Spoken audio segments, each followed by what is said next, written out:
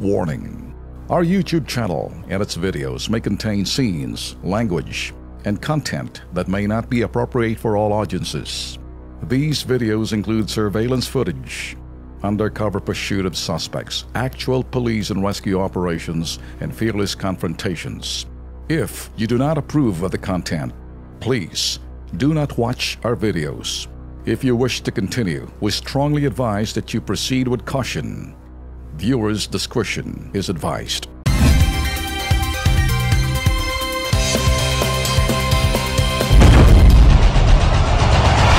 Luzon, Visayas, Mindanao, handa na ba kayo? KB, kilos pronto! KB, kilos pronto! Serbisyong totoo mga boss, ito ang sumbungan ng bayan. Ora mismo, aksyon agad at maaasahan. Sunod-sunod ang kilos sa pagbabalita. Nakatutok ang mata sa problema na nakikita. Lahat ng question ay may solusyon. Sa bawat hinaing katumbas ay aksyon. Kilos pronto! Di ka na magtitiis at mabibigyan ka dito ng resulta mabilis. Dahil ang bitag, walang pinapalagpas. Sa tropang Ben Tulfo, wala kang ligtas. KB, kilos pronto! KB, kilos pronto! Ipaglalaban ng karapatan, problema'y matutugunan. Maraming katanungan dito ay masusolusyonan. Kilos pronto! Kakampi ng masa, humanda ang lahat. Sa bawat abusado, ito na ang katapat. Napakatibay na programa na inyong hinahangad. Walang patumpik-tumpik at kumikilos agad-agad. Kilos pronto! Ang ating sumbungan, madali lapitan at agaran kang matutulungan. Na kahit anong krimen, handa naming harapin. Basta hustisya'y makamit, lahat ay aming gagawin.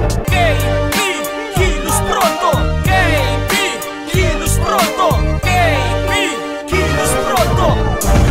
Siyempre, kayo sa gitna. 4 ng Hulyo, Martes, magandang hapon Pilipinas, Luzon, Visayas at Mindanao at mga suki ho natin. Saan man ho kayo naroroon? Abay, mga kasama, Darwin at Lex, tayo nga pala'y nakasimulcast din sa Radyo ng Bayan. Di nga. Malakin mo yan. Malakin mo ba naman yan? Lumalawak na. Yan. Nationwide yan. Nationwide. Oh, 27 radio stations across the nation. Kung kayo ho'y mga taxi driver, eventually, sanayin nyo na ho, tumutok ho sa amin pag ganitong oras. Yun lang ho aking sasabihin. Ay, sarap talaga ng medyo nabunutan ka ng tinig. Kung sila, Ben, ay hindi pa alam ang stasyon ng Radyo ng Bayan, AM. Radyo Pilipinas na po ang pangalan nila. DZRB 738 po sa talapihitan ho ninyo. 738. 738. Ayun. 738. Yan. Pindutin mo lang doon. Ay, pero tayo naka-livestream din na napapanood kahit saan parte ng mundo. Sa pamamagitan ng Kilos Pronto page, ganun din ho, naka-link ho yan sa Bitag Media, yung ating official Facebook page ho ng BMUI. Gusto mo sa akin dalawa? Ito, malaking balita kanina. Okay. Doon ho sa kataas-taasang hukuman.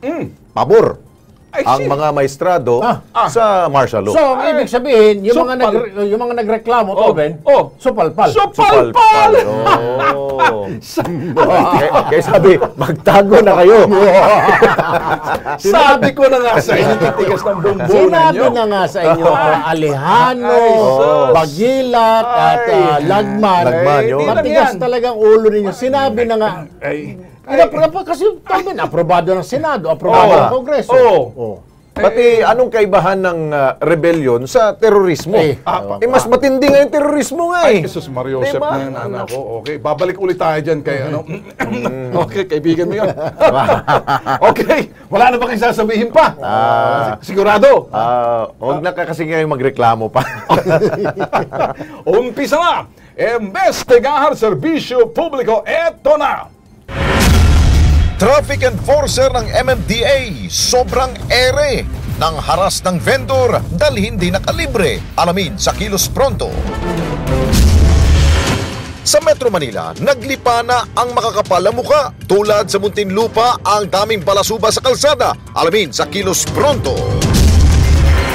Dating school superintendent sa Mindanao humingi na sa klolo. Mismong direktor ng DepEd, iniipit ang kanyang benepisyo. Alamin sa Kilos Pronto. Kontraktor na dating OFW nagreklamo. Ayaw bayaran ng kumpanyang kinontrata nito. Alamin sa Kilos Pronto. Sumbungan, imbestigahan at balitaan. Kilos Pronto, umpisa na! Okay. Public service ho, agad tayo rito. Sumbong Metro Huto sa Metro Manila, isang tendero na may accessory ginawang punching bag ng tauhan ng MMDA. May ibang klase ito. 30 ng Hunyo, napadaan daw si Lito sa Sergeant Esgarra, Quezon City upang mag-alok ng mga paninda. Okay. Dumating din sa pwesto ang grupo ni Martin Lapid, ang chief ng MMDA Clearing Operations. Nakakursyonadahan ng isa sa kasamahan ni Lapid ang itinitindang sinturon ng biktima. Abay, sa kasamaang palad, imbes na magbayad ay inarbor na lang ng taga-MMDA ang nasabing belt. Ganyan ang mga magnanakaw. Tulisan. Ang hindi pumayag, nang hindi pumayag si Lito, inutusan daw ni Lapid ng kanyang matauhan na sapakin siya. May pag-usapan to. Ito, kasama natin sa studio, pero wag ho kayong magugulat. Wala ho tayo sa Mindanao. Dito tayo sa Manila. Ang tunay na pangalan ho, hindi tatago na lang ho natin sa kanya. Ito yung... Palayaw niya. Okay, palayaw na lang to. Magandang hapon sa'yo, Lito. Magandang hapon din po. Kinukubli natin kanyang Oo. Kasi kawawa naman. Kawawa naman. Baka paginitan. Magtinda siya dyan. Ay, ikaw na nagsumbong sa Kilos Pronto, ha? Pero medyo maganda yung suot mo eh. Parang naalaala ko sa Lanao. Parang ninja. Parang ninja din. Ninja. Bigyan mo ng sarap, bila mo ng espada. Sabit sa likod. Pero okay. Pinapagaan lang namin ang... Okay ba sa'yo, Lito? Okay ka lang? Okay lang. Alright, sige. Ano ba talaga nangyari? Ba't ka pinasuntok ka mismo ng ito ni Martin Lapid. Opo, nung hepe po nila na sinasabi na upakan yan. Sus, Mario, ganun lang? Opo, hanggang sa nagsalusuban na po Magkano sila. ba yung sinturon na dinidekwat ng mga hayop na yun? Ang una pong alo ko, 450. Sabi niya po, yan po yung sabi po ng Martin Lapid, hinihingi ko lang yan sa Quiapo. Mga arbo? Genuine leather ba yun? Genuine leather ba yun? Hindi po, tactical belt po yun, sir. So, nangyari po, wala naman pong imik yung kasamahan niya. Binil niya po, binayaran. Ito po, putak po yung Martin Lapid. Hanggang sa, yun na po, nagkaroon na nung sumagot na rin po ako dahil nagmumura na po siya. Kung di, Gusto niyang umalis libre. dito, puputokan kita. Puputokan ka? Sinabi pa. Puputokan ka? Ibig sabihin, babariling ka ba? Baril ba? Sabi, demonyo. Matapang nga tao yun, ha? May ibang usapan. Wala na. Kailangan na tolben na paring alis. Matanggal na yan. Napaka-abusado naman. Hindi papayag si General Danny Lim yan. Ay, sigurado. Sigurado. Babalikan ka namin, ha? Yan, sigurado. medyo pinaiinit. Pakukuluin pa natin ito mamaya. Yes, Mamaya-maya, tatawagan natin sila, ha? Diyan ka lang. Standby ka lang dyan, Lito, ha? Dito tayo ho sa Kilos Pronto. Update naman po tayo, paring Ben at Erwin. Eto, isang maganda balita ho. Matutuldukan na ho ang paghihirap ng mga residente dyan ho sa Purok 3 Sitio, Bagong Sukat, Muntinlupa. Naalala mo yan, paring Erwin, ha? Kung paano ito nagawan ho ng paraan ng ating pong mga local government dyan po sa lugar na sa Muntinlupa. Panoorin po natin.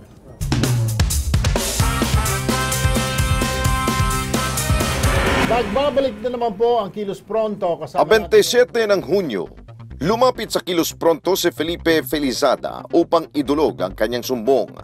Ang kanyang reklamo hindi na makadaan ang mga residente sa Purok 3 Sitio Bagong Sukat, Muntinlupa dahil sa nakahambalang na mga sasakyan. Parang terminal po itong kalsada dyan sa inyo. Parang may peryahan. Kaya naman, agaran kaming nakipag-ugnayan kay Danidon Nolasco, ang hepe ng Traffic Management Bureau ng Muntinlupa. Tinawag ko po yung aming traffic department kasi matagal kong utos sa traffic department ng barangay na araw-arawin yung pag-ikot dyan sa lugar. At 30 ng Hunyo, agad nagkasan ng clearing operations ang MTMB towing unit sa pamumuno ni Ed Moldes at Kilos Prontong isinagawa ang clearing operations. Sa bukana pa lamang ay may nasampulan agad. Ang mga pasaway na makita may palapit na enforcer tila ba nakakita ng multo at biglang sabay-sabay kumaripas ang takbo. Subalit hindi pa rin sila nakatakas at sila ay nabigyan pa rin ng traffic violation ticket. At ang mga pasaway ng mga tricycle na inirereklamo, kitang-kita na nga ang no parking sign ay doon pa rin nakaparada. Kaya agad itong hinatak at dinala sa impounding area ng MTMB. Sana'y maging sample na ito para sa inyong mga pasaway. Bawal ang ningas kugon dito.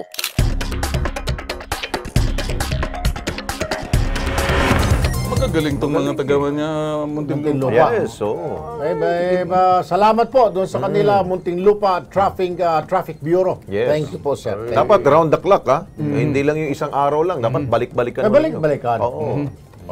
Okay, sige. Ito na. Ito na. Si ano pala? Di ba? Si GM palang Andiyan kausapin na. natin. Kausapin natin si GM ngayon. GM na, oo. Si GM, okay. Andiyan ba? Available? Si GM Orbus. Team Orbus. Team Orbus. Maganda na ho dyan. Magandang hapon po, GM Orbus. Sir? Hello, sir? Wala pa ata. Oo. GM, good afternoon. Hello? GM, good afternoon ho. Live ho tayo sa Kilos Pronto, sir. Hello, sir. Hello. Hindi ko po kayo marinig. Okay, laksan natin. Sir, magandang hapon po. Live ho tayo sa Kilos Pronto. Si Ben Tulfo kasama si Erwin Tulfo, Alex Santos, sir. Opo, yes, sir. Sir, dudulog ho lang namin sa inyo, ito hong isang vendor ho, lumapit ho sa amin dahil siya raw ho'y binugbog dahil lang ho sa sinturo na ina-arbor daw nitong pangalan ay Martin Lapid. Ganun ho ba? Oo, sir. Hindi ko po alam yan. Sa totoo lang po, ngayon ko lang ho narinig yan. Akala ko nga yung itidiscuss sa akin, yung na-viral na binugbog naman po yung enforcer namin. Baliktad. Hindi ko po alam yan. But anyway, sige po, please. So meron pong complaint sa inyo na yes, sir. Ina-arbor GM dito sa nagtitinda ng belt, ina-arbor daw nitong Martin Lapid yung sinturo na binibenta niya. At nagmayabang pa, 480 pesos, sa Quiapo, binibigay, hinihingi ko lang yan. Sabi ng mama, hindi ho sir, kita natin. Nagalit ho yung mama at pinabugbog siya doon sa mga tauhan. Itong si Martin Lapid po, for your information siya po yung head ng clearing operations, GM. Well, unang-una po, hindi ho siya connected with the MNA. He's just a volunteer sa alam ko. Volunteer. Pero having said that, may I request po yung inyong complainant na pasyalan po ako dito para matulungan ko po at kung totoo nangyari yan, hindi ho tayo papayag sa ganyan pangyayari. Para malaman ho natin talaga kung ano talaga yung nangyari at if there are measures that need to be taken, we will take it po. GM, ito pong si alias Lito ho, gusto ho namin ikubli yung kanyang mukha ho dahil baka balikan ho siya Baka pwede ho nyo siyang tulungan, bigyan ng seguridad rin po. Ako na po ang I will assure you po na pag ako po kinausap niya, ako na ho ang mananagot sa kanya, wag po kayo mag-alala. Huwag po siya mag-alala. Alright. Sir, mahihabol ko lang, mabilisan lang. Ano pa ba talaga nangyari doon sa binugbog na tauhan ninyo? Kawawa naman, Mr. GM. Alam nyo nga yun nga, akala ko nasa presinto na ho tayo ng grabe ho talaga. Kaya sabi nga ho ni Chairman, hindi lang ho dapat titigil tayo doon sa bumugbog na driver, kundi mismo yung may-ari ng prangkisa. May-ari ng bus. Hindi ho dapat, alam nyo hindi ba nagtatrabaho lang naman ho tayo, napakahirap na nga ng trabaho, hindi na nga nire-respeto. Yung bugbugin pa ho, sobra naman ho. Kaya anong rason man ho ang bibigay ng driver, hindi naman ho makatarungan yan. May kaso na hong final po ba, GM? Laban dun sa driver ho? Ang alam ko po, kung hindi pa ho magpa-file ho. Direct assault siguro yun. Siguro ho yun. Alright, maraming salamat po. Salamat po, GM Team Orbus, sir. Sasamahan namin itong complainant sa inyong tanggapan, sir. Kailangan po, kagad po. Actionan po natin. Thank you po, sir. Sir, salamat po. Okay rin sa'yo, Lito. Okay po, sir. Kita mo na lakas, volunteer lang pala yung bastos na yun. Akala ko babarilin, libre lang. Kung mang-utos, kala mo. Volunteer ka lang pala. Yun ang sinasabing, ang bangaw na nakatungtong sa kalabaw na rin.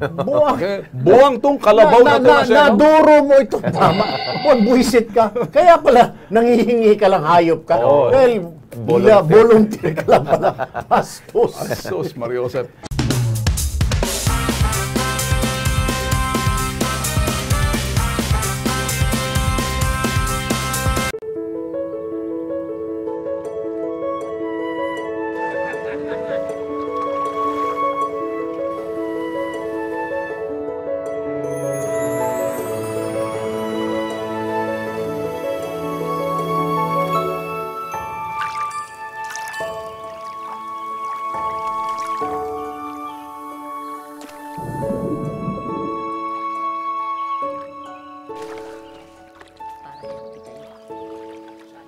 fish are eating. So should you, anak.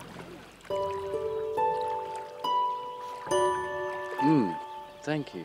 You're welcome, anak. What does anak mean? It means my child.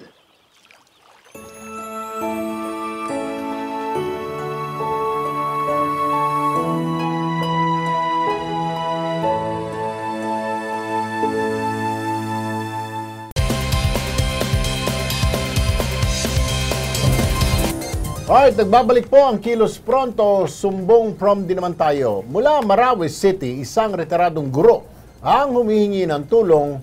Pensyon niya mula GSIS hindi maibigay-bigay. Mahigit 3 dekadang naging guro at naging superintendent pa ng Marawi City, si Mona Makatanong. Reklamo niya ang nararapat na pensyon na dapat sana niyang makuha mula sa GSIS ay hindi maibigay-bigay sa kanya. Ang dahilan, walang pirma ni DepEd ARMM Secretary John Magno ang kanyang exit clearance. Pirma lang, no? Pirma lang na talaga may nakanambaka. Anyway, nandito, Tolben, paring Alex, si Ma'am Mona Makatanong. Naipaliwanag ho ba sa inyo, Ma'am? Good afternoon po. Ang DepEd ARMM kung ang dahilan kung bakit hindi nila kayo mabigyan ng clearance? Wala po akong alam na dahilan kasi sa amin po sa Department of Education, when you reach the age of 65, that is already compulsory retirement. So whether you like it or not, you have to file your So pagdating po ng oras na noong October 18, 2016, I mean, prepared ko po ang aking retirement. Pinurward ko po sa last February. Ito po, receive po ng DepEd, receive ng Civil Service Commission. Okay. Ito po. Okay. Along this letter, ang dapat lang pong isasama dito ay ang aking service record. Okay. Service record lang po. At saka yung So isinubmit ko po, pagkaraan pong maisubmit ko yung may dumating pong sulat na galing po sa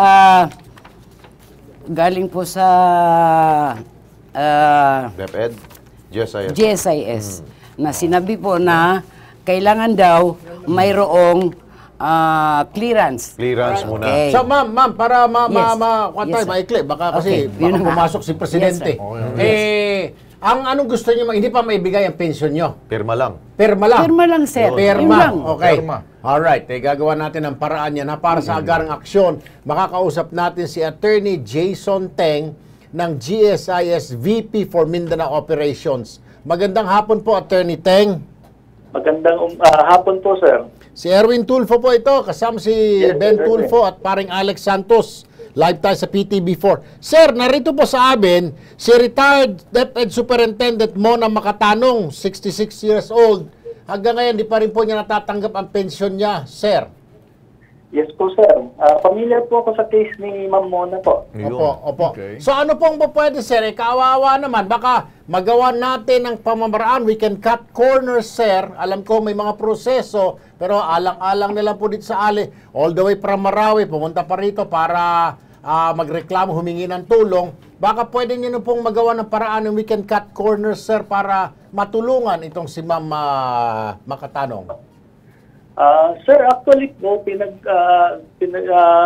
nireview namin yung case kasi ni Ma'am Mona.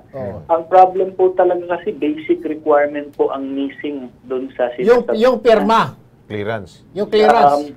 Hindi po clearance. Actually, ang nire-require po namin ay yung retirement application niya po ay dapat endorsed ng kanyang office. Okay. So, mukhang may issue po yata si Ma'am Mona with the DepEd regarding sa clearance niya. Kaya hindi po ine-endorse until now ng DepEd ang kanyang retirement application. Alright. So kumbaga, sa records ng GSIS as of today, wala pa pong naka-file na retirement application dahil po hindi pa rin ine-endorse ng DepEd yata yung application niya, sir. Mukhang yung pirma lang ho ang kulang yata, sir, ni Ginoong itong Dr. John Magno na ito, Regional Secretary ng DepEd. Ito lang hindi po may pirma, sir, Ewan ko kung anong issue naman ng tao na ito.